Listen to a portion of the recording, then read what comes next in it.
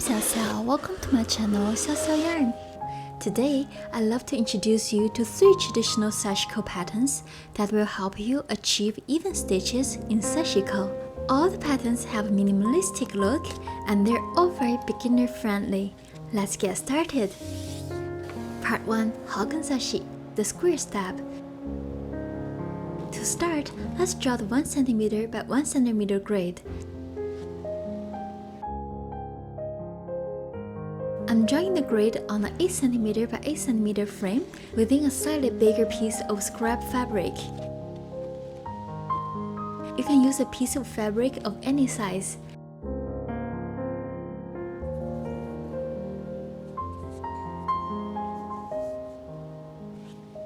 I'll use the very traditional sashiko color combo, indigo and white.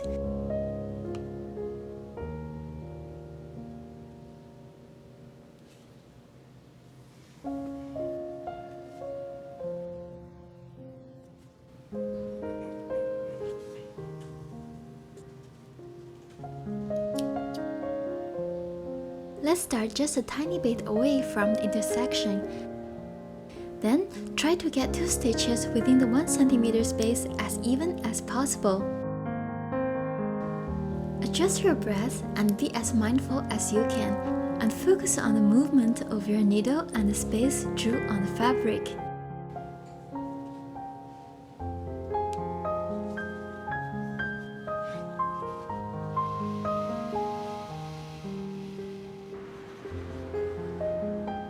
You want to avoid the intersections for this pattern.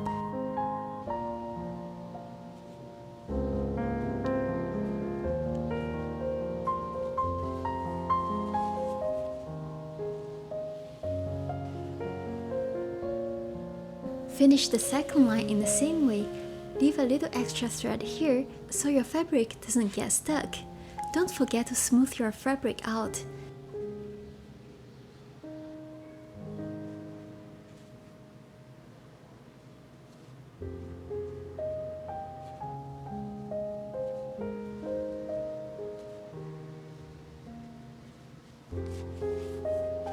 If your thread is running out, you can make a knot and start again with new thread.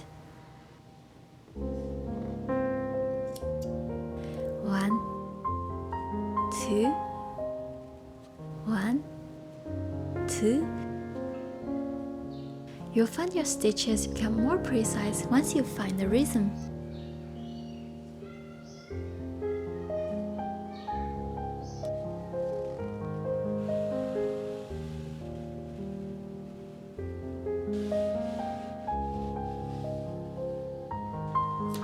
The monotone look plus the very neat back end makes Hoganzashi a perfect pattern for visible mending.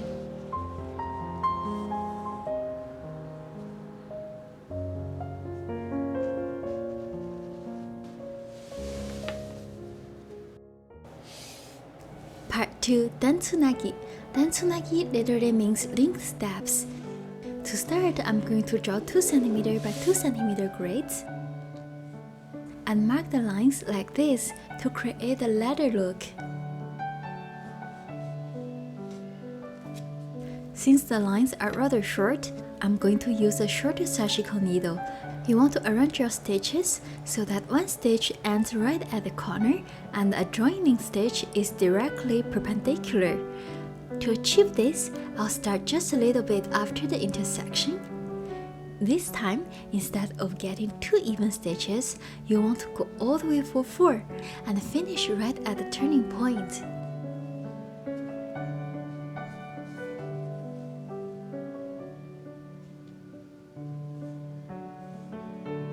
Then, turn your needle to the other direction and come out right after the turning point. Try to stay mindful and focused to get your 4 stitches as even as possible. Leave a tiny tail here and smooth your fabric out. Keep sewing till you finish.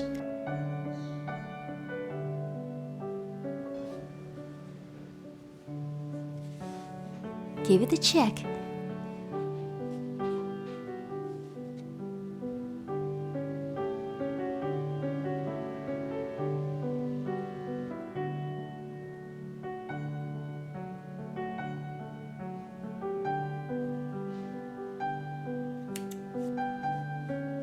You can also control the length of the stitches to give your pattern a different look.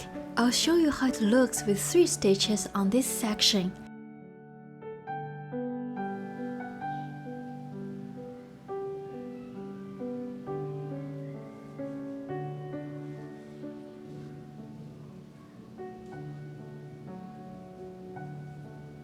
And now you can compare.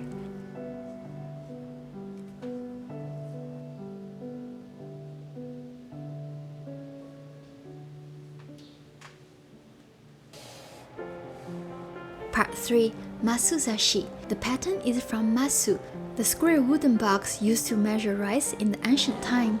To draw it, start with 2 perpendicular lines. Then mark 3 dots relatively 2, 3, and 4 centimeters to the center.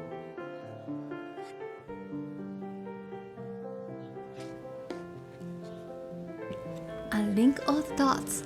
Extend your line just for about 5 millimeters. This will become the extra stitch of the pattern. Let's measure the lines just between these 2 points. 2.8 for the shortest one, and 4.2 and 5.6 for the longer ones. So I'll make these lines 6, 8, and 11 stitches relatively, plus 2 stitches on the 2 ends. And here comes the trick. You can mark the middle point of each line. These little dots will be very helpful when you sew. Let's start with this little single stitch here. Avoid the intersection. You want to get 3 stitches to the middle point and another 3 stitches to the end, and an extra stitch after.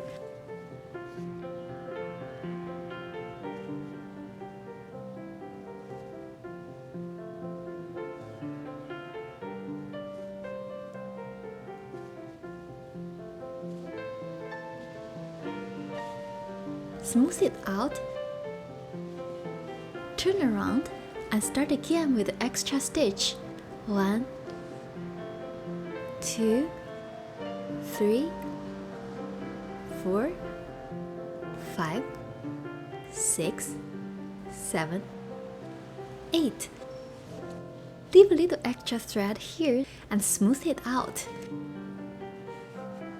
Use the same method to finish the rest. The only difference would be you want your 6th stitch to cover this middle point instead of skipping it. You'll be surprised how your intuition will help your needle reach that right spot on the fabric. The Masuzashi pattern is loved by the Japanese for a long time because masu sounds the same as the word increasing, so it had the meaning of increasing your wealth. I love these ancient minimalistic sashiko motifs. The simpler the motif, the better it looks with precision and even stitches. It is also good practice to help myself to be present, be focused, and stay mindful in my daily life. However, keep it in mind, being precise and achieving perfection is not the purpose of sashiko. The purpose of sashiko is to be practical, be creative with what you have, both material-wise and skill-wise. If you made these 3 sashiko patterns you learned from this video, please share it with me on Instagram by tagging me. I'll make sure to check them out. My channel will only run successfully with your generous support. If you like this video, please subscribe, like, and share. You can also click the thanks button below for making a donation. This will help me make even more quality videos like this one. Happy stitching! See you soon!